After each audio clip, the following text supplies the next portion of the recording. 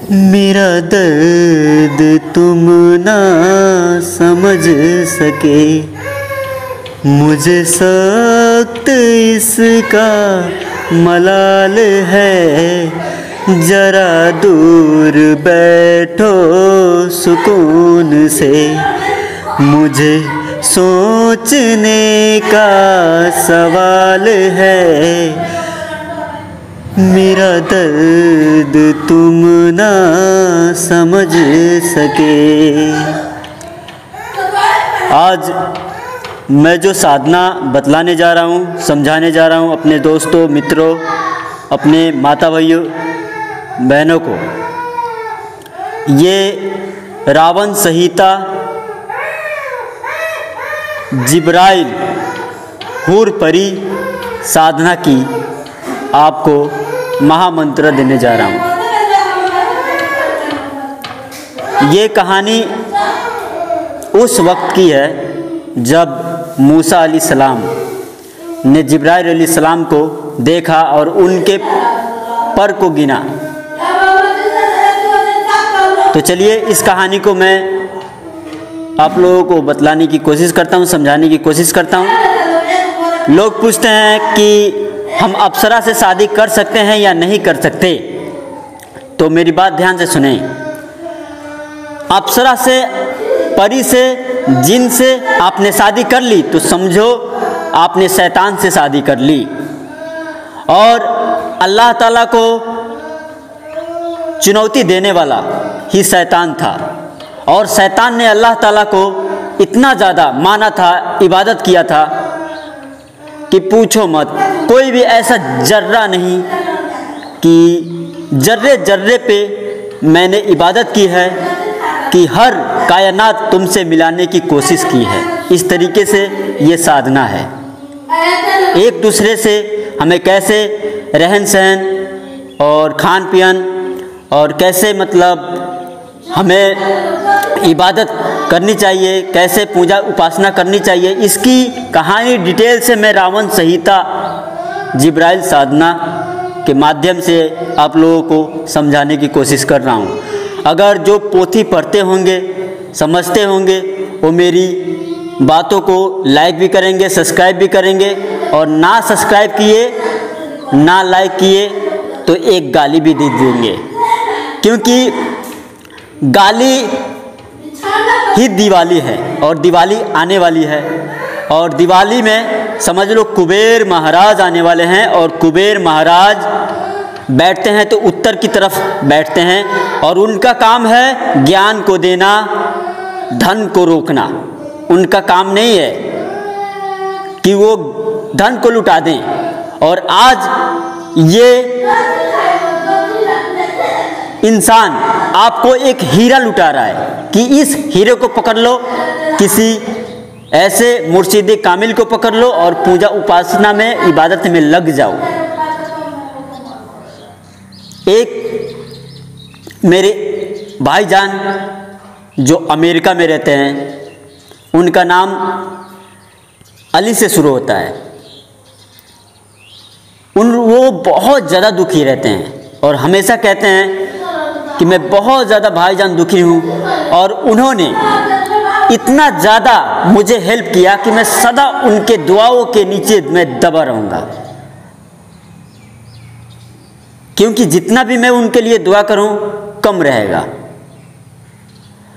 तो उसके लिए मैंने ढेर सारी उनको सलाह दी और मशवरा दिया। मैंने कहा कि आप लॉटरी क्यों नहीं लगाते? वहाँ पे अमेरिका में बहुत सारे अनेकों प्रकार के सिस्टम हैं, आप लॉटरी लगाइए। तो अमेरिका एक ऐसा विज्ञान का देश है, एक महाविज्ञान वहाँ से निकल के ही आता है। एक ऐसा देश है कि वहाँ नंगे नाच होते रहते हैं, काली तांडव होता रहता है, और वो साइंस लेकर वो अर्थ पे जाते रहते हैं। तो इसका अर्थ निकालना है तो आप चले आइए इंडिया में। इंडिया में अब्दुल कलाम का जन्म हुआ था। सबसे पहले रॉकेट उड़ाने वाले वही थे। संविधान बनाने वाले, इंडिया में साइंस को लाने वाले, वो शाकाहारी थे। साइंस कहाँ से आती है, कहाँ से पैदा होता है, कहाँ से सोच आता है, ये हमें डिसाइड करना है। और कौन सा बीज हमें अपने ब्रह्म रंत्र में डालना चाहिए और ज़मीन से कौन सा पौधा उगाना है, ये तो हमें ही डिसाइड करना है। जैसा बीज हम बोएंगे वैसा ही फल हमको काटना होगा। तो चलिए, मैं इस साधना का मंत्र भी छोड़ दूंगा, ना समझ में आए तो आप पूछ लीजिएगा। वैसे मंत्र दीक्षा देना तो मेरा इच्छा नहीं करता है, पर मालिक का पता नहीं आदेश हुआ है या नहीं हुआ है, अब वही जाने, क्योंकि उनका नाम ही ऊ से शुरू होता है। वो चाहें तो किसी को भी नाम दीक्षा दे सकते हैं, वो चाहें तो कब उनकी मौज हो जाए पता नहीं। ये दिल जो कहता है, कभी कहता है उपासना कर, कभी कहता है व्रत कर, कभी कहता है मूर्ति पूजा कर, कभी कहता है उठ नमाज पर, तो वो जैसे मर्जी वैसे नचा के घुमा फिरा के अपने पैरों पे गिरा देंगे। और नेपाल में सीता माँ का जन्म हुआ था, यहीं गौतम भगवान हुए थे, महान ऋषि हुए थे। तो मेरा भी जन्म जो हुआ था वो माघ महीने में बुध दिन को हुआ था। बुद्धम शरणम गच्छामि, मेरा भी उसी दिन का दिन जन्म हुआ था। और बेशक जिसके पास में बुद्धि है, विवेक है, वो लगा के साधना को तो वो कैलकुलेट करके निकाल ही लेगा। नहीं तो रावण की महिमा को जानने वाला वो तो पिएगा, एक घूंट लगाएगा, कहेगा साला मेरा ही दुनिया है, साला कौन क्या कुछ करेगा, एक घंटे में साले को मार के तबाह कर देगा, ऐसा वो बोलेगा।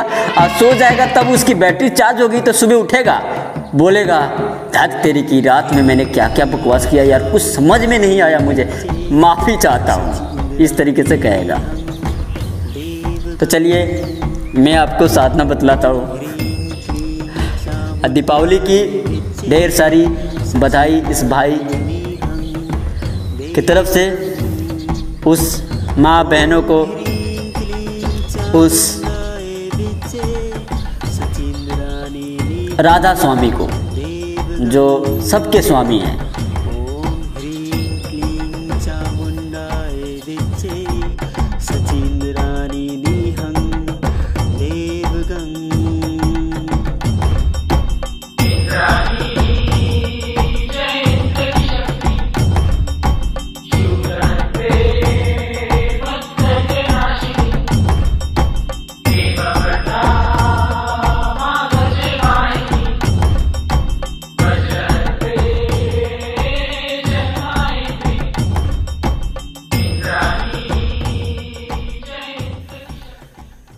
हे चांदनी आया है तेरा दीवाना,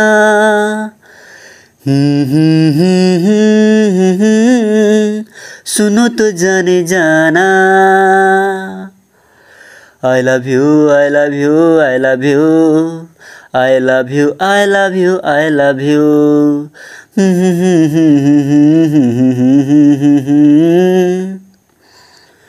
जय गुरुदेव। नाम किसका? अल्लाह ताला गॉड, उस प्रभु सच्चिदानंद का, अल्लाह ताला भगवान गॉड का। जय गुरुदेव। चलिए आज मैं उस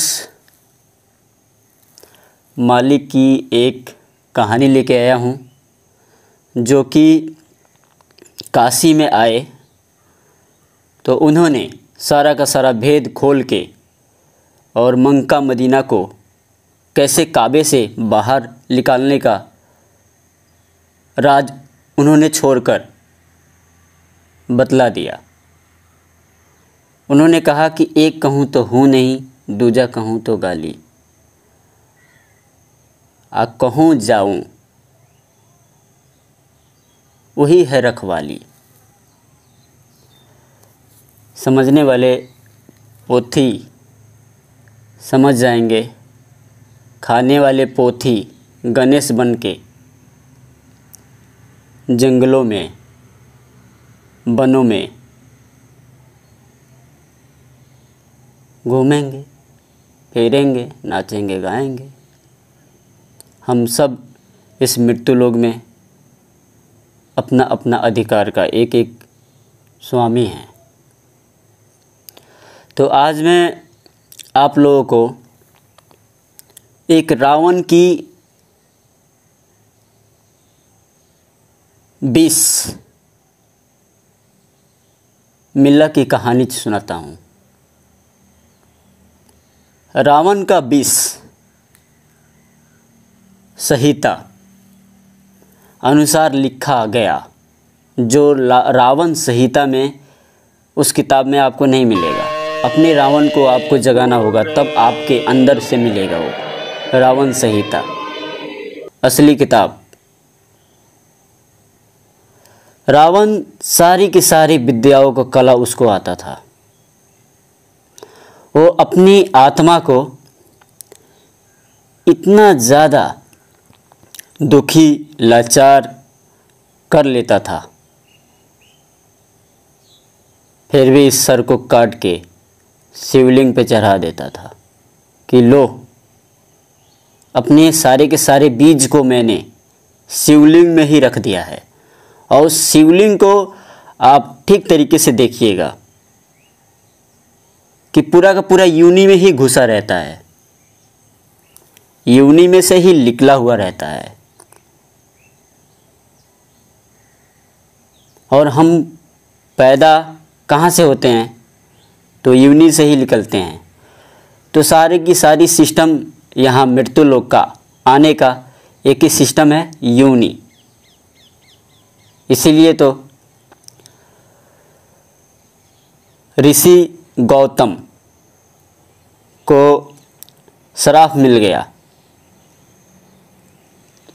कि हे ब्रह्मा जी, आपके समस्त जो इंद्रियां हैं वो योनि ही योनि हो जाए। आप इस श्राप से कभी मुक्त होना चाहो तो भी आप इस श्राप से मुक्त होकर आप मुक्त नहीं हो।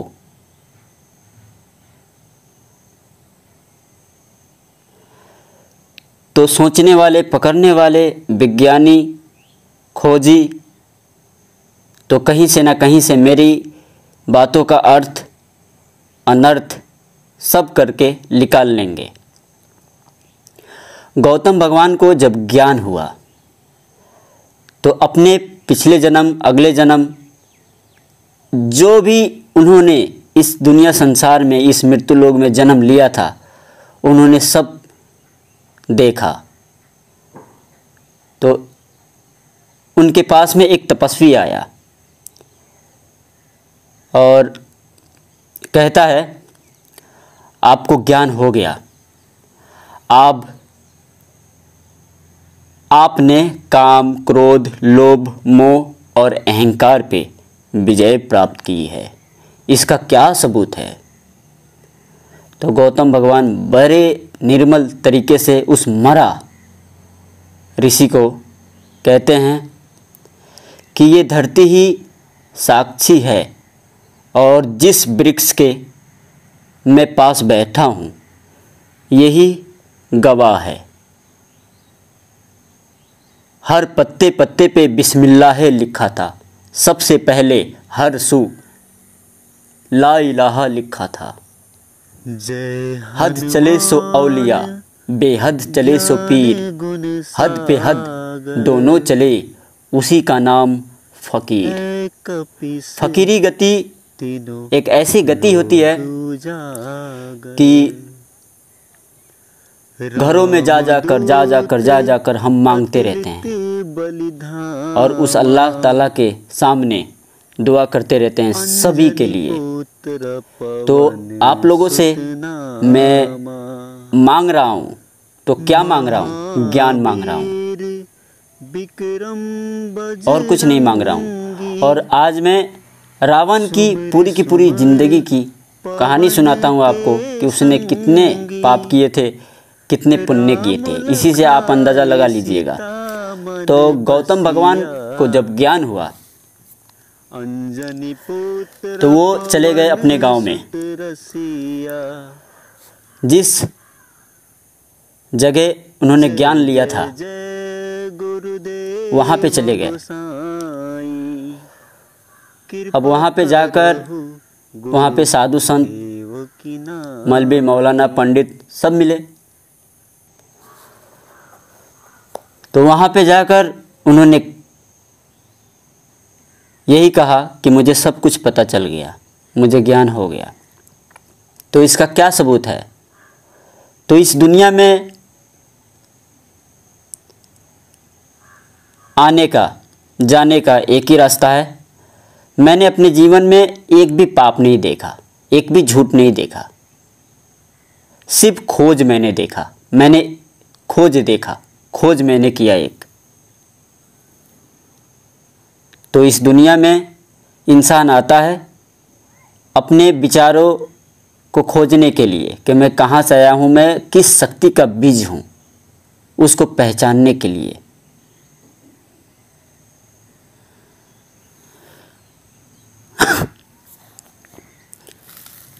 अब देखिए, रावण ने अपनी पूरी जिंदगी पाप की, लड़कियों के साथ बलात्कार किया करता था। अब फिर भी वो मतलब पूजा किया करता था। एक ना एक महीने जरूर वो अपनी बुराइयों को छोड़ देता था।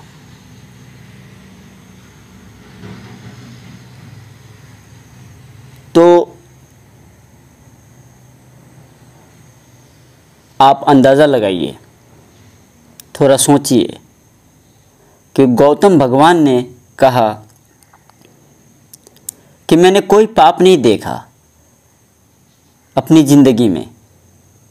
तो रावण ने क्या पाप किया था सीता माँ को अपहरण करने के लिए?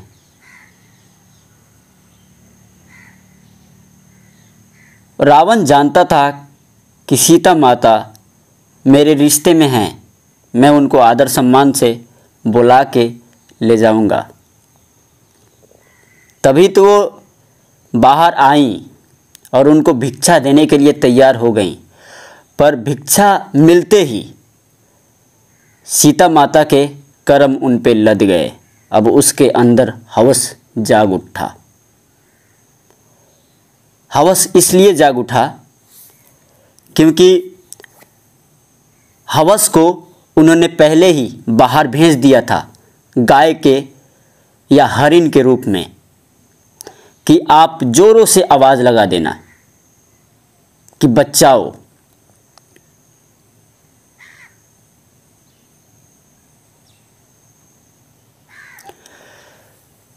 तो राम जी वहाँ पे नहीं मिले।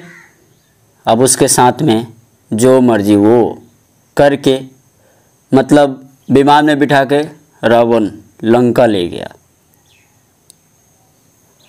फिर भी सीता सती की सती ही रही। अग्नि परीक्षा लेकर राम जी ने देख लिया कि असली सीता तो मेरे अंदर था। तो राम जी ने जब रावण को मारा था तो उन्हें बड़ा अफसोस हुआ था।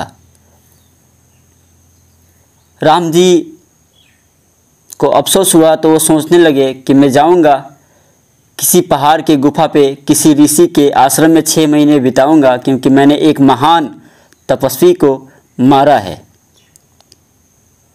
पर वो नहीं जा पाए,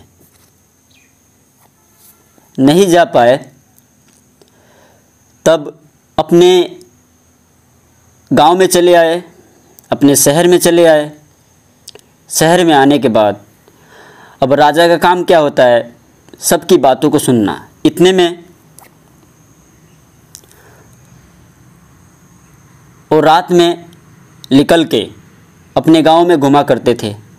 अब एक धोबी के घर लड़ाई झगड़े हो रहा था।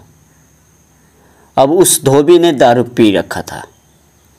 दारू पी के अपनी पत्नी को क्या बोलता है कि मैं राम नहीं हूँ कि जू, तू जहाँ चाहे वहाँ जाएगी और मैं तुझे माफ़ कर दूँगा। मैं तेरा अग्नि परीक्षा भी नहीं लूँगा। मैं तो तेरा वो हाल करूँगा कि कोई सोच भी नहीं सकता।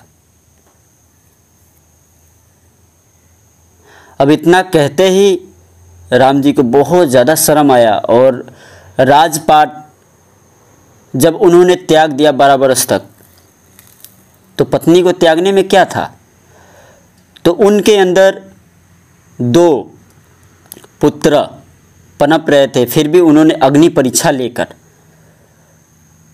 सीता को उन्होंने बाहर कर दिया।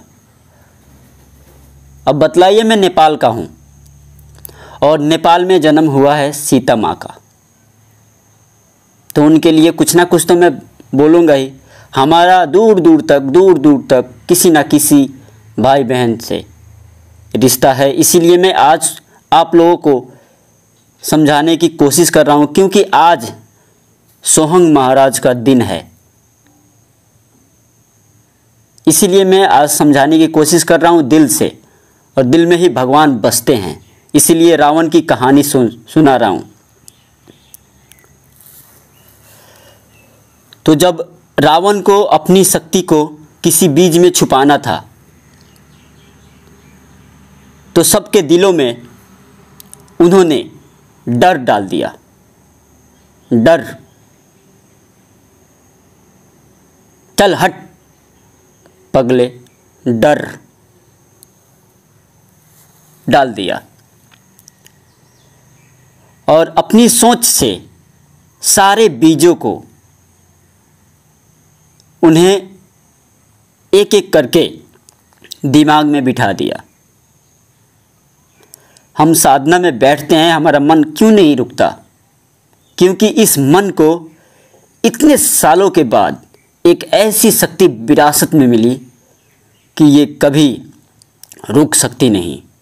एक क्षण के लिए रुकेगी, फिर चलने लगेगी। ये काल चक्र है, महाकाल चक्र है, क्या क्या चक्र है हम खुद पता नहीं लगा सकते। एक संत महात्मा जा रहे थे, हीरा लुटा रहे थे मोबाइलों की तरह। जैसे मैं आप लोगों के सामने इतनी सारी बातें बतला रहा हूँ रावण संहिता की, राम रहमान की, तो समझ लीजिए ये सारे के सारे एक एक बीज को मैं बतला रहा हूँ, एक एक बीज को। किसी संत महात्मा के पास में जाएंगे, नामदान लेके आएंगे। अब वो संत महात्मा देने से पहले क्या कहते हैं? किसी को बतलाना मत, एक ही बार कहते हैं। पर उनके नामों को जपेंगे आप, जब उनके गुण आएंगे तो किसी को ना किसी को आप बतला देंगे। 1 नाम, 2 नाम, 3 नाम, 4 नाम, कोई ना कोई नाम आप बतला देंगे। तो ये मन का काम है, जब उनके गुण आते हैं तो बतला देते हैं। अगर कोई है तपस्या करना चाहता है तो बतलाने में क्या हर्ज है? उसके अंदर वो गुण आ गया, उसके गुणों को आप भर दो उसमें। क्योंकि संत महात्मा की वानियों को लेकर, उनके हर एक अल्फाजों को लेकर आप उनसे लाभ अमल के द्वारे उठा सकते हैं। क्योंकि एक एक उनका लफ्ज ब्रह्म रंत है और उनके हर एक बीज में एक अनछुपी कहानी ऐसी छुपी है कि हम चाहकर भी उनको पहचानना चाहें। उस बांगे अल्लाही कलमा खुदाई को अगर जानना चाहें तो अपने काबे में हमको घुसना होगा, तभी हमारे रावण की असली पहचान हो सकती है। मैंने ढेर सारी साधनाएं डाली है तंत्र के ऊपर, महातंत्र के ऊपर, रावण के ऊपर।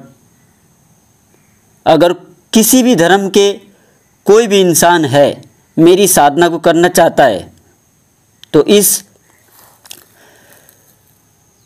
वीडियो में मैं यही कहूँगा कि स्वागत है आपका मेरे चैनल में। अभिनंदन करता हूँ मेरे उंगलियों को गिनने के लिए। और मुझे अपना बेटा या बेटी या अपना पति या कुछ भी आप स्वीकार करने के लिए।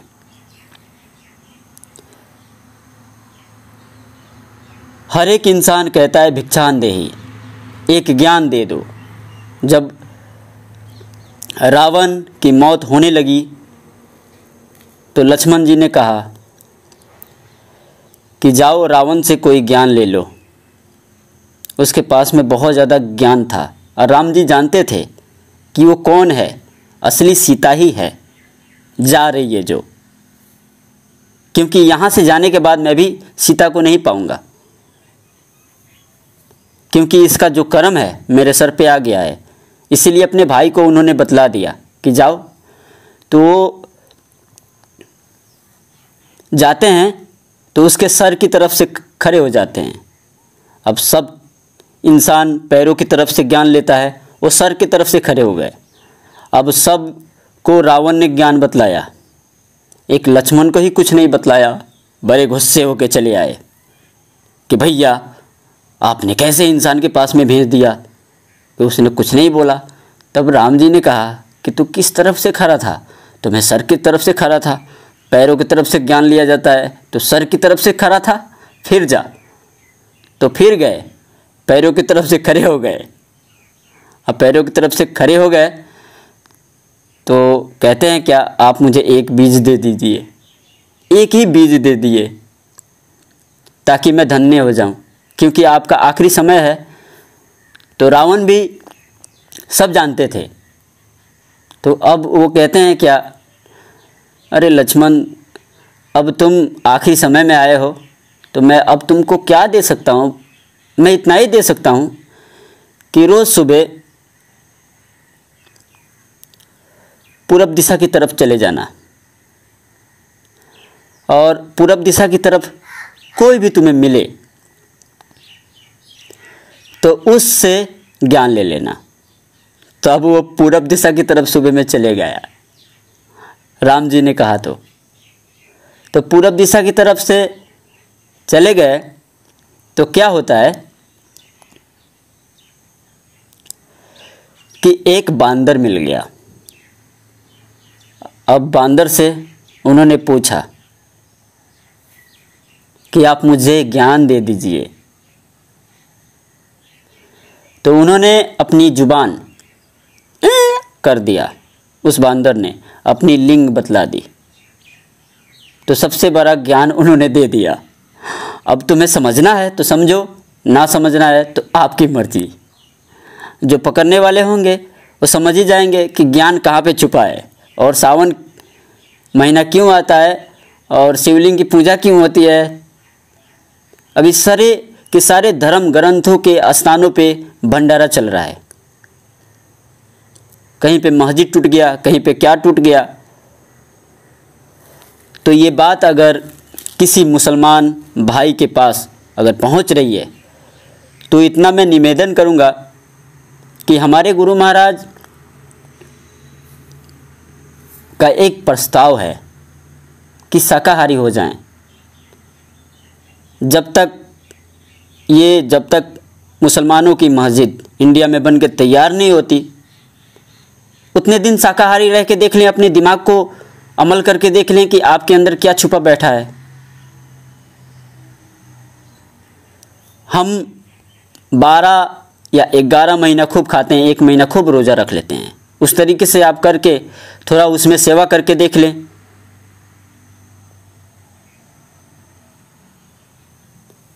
तो चलिए इस वीडियो में इतना ही।